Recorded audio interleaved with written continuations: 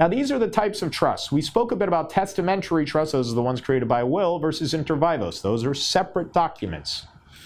Trust beneficiaries are different for revocable, or benefits, for revocable and irrevocable trusts. How do modify trusts differ for trustees and beneficiaries? Depends. Certain trustees and certain beneficiaries may be able to modify, or you as the creator may be able to not modify. And then there are income tax treatments that we'll touch briefly.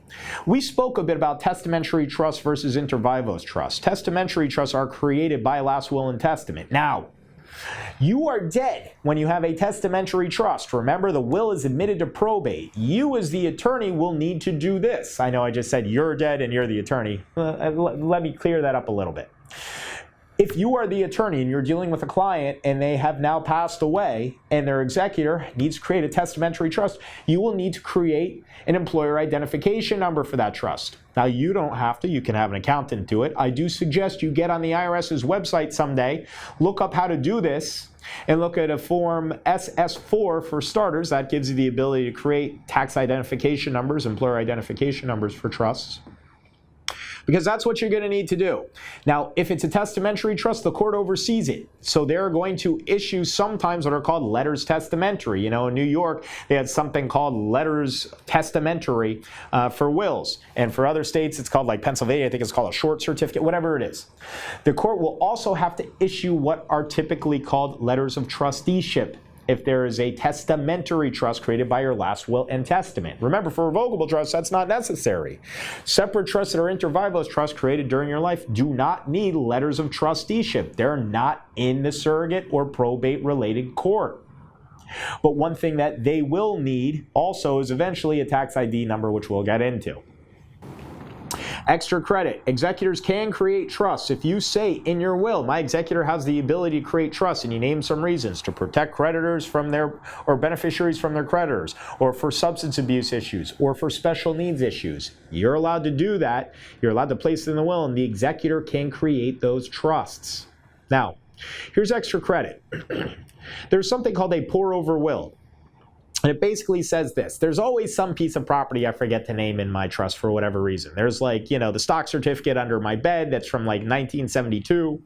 Or, you know, there's a piece of real estate that I said I just don't want to deal with it. Or here, you know, if you're in Florida or New York, it's a co-op. No, because putting a co-op shares into a trust is like, you know, drilling a hole in your head. You want to do that. You want to be responsible for placing co-op shares in a trust as much as you want salmonella. I don't want salmonella, and I don't want your salmonella. But more importantly is this: there's always some type of property that is missed.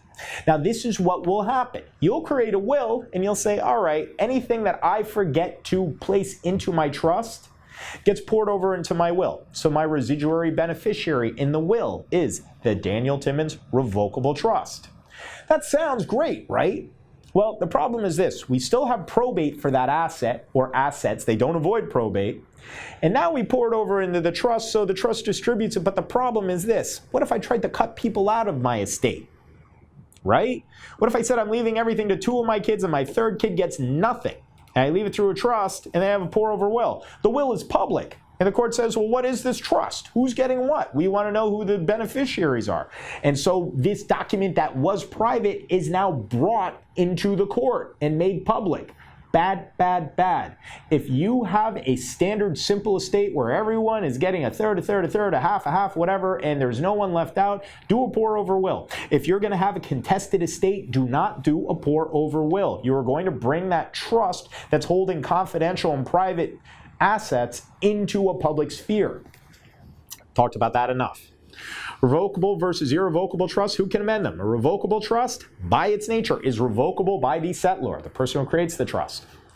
Irrevocable trusts may be changeable, revocable, in some states it's called decantable, by the trustee, or by all the beneficiaries, provided they are all of the age of majority and they have mental capacity. So a disabled individual, just one, ruins it. You know, a 2-year-old beneficiary who's a current beneficiary ruins it. So there are backdoors out. That's more like the advanced class. How do you change irrevocable trusts? It seems funny, right? I thought, hey, I can't change them. You, the settlor, can't change them. The trustee may be able to, and the beneficiary may too. There's new case law that's coming out about this stuff all the time. I'd love to talk more about it, but you could just see I love to talk in general.